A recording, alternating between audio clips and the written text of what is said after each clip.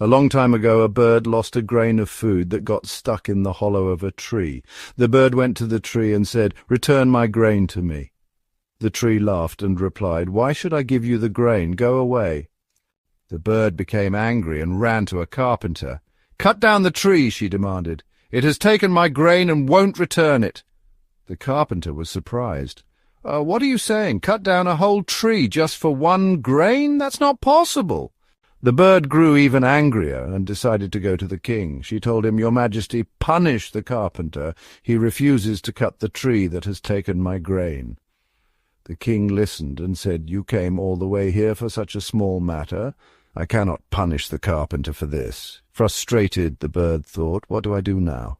Next morning she went to the elephant handler and said, "Tomorrow when the king is riding the elephant, make sure he falls off the elephant." Handler was shocked. "Why would I do such a thing?" The bird explained her whole grievance again. "The tree won't give me back my grain. The carpenter won't cut the tree. The king won't punish the carpenter. You must help me." The elephant handler shook his head. "You're being unreasonable."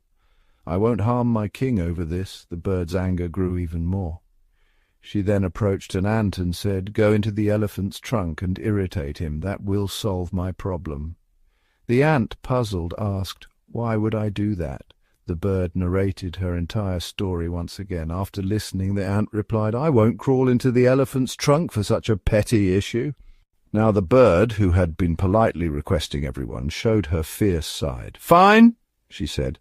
"I can't harm the tree, the carpenter, the king, or the elephant, but you, I can pick you up with my beak and crush you. Think carefully."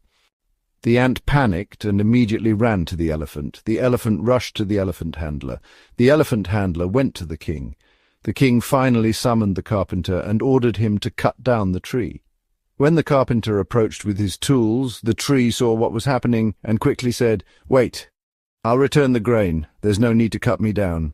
This simple story teaches us an important lesson. Many people think, "What do I have? I'm too weak. I can't do anything." But remember, you must fight your own battles. If you feel weak, use your mind, start connecting the dots. Somewhere your intellect will lead you to a solution that was hidden all along. This story beautifully teaches us that no matter how small or insignificant we think we are, we possess the ability to create change if we remain determined. The bird seemed powerless against the mighty tree, the skilled carpenter, the powerful king, and even the enormous elephant, yet by using her wit and persistence she created a ripple effect that led to her problem being solved. Life often presents us with challenges that seem far too big to overcome. In such moments, it's important to remember that strength is not always physical. It lies in resilience, intelligence, and resourcefulness.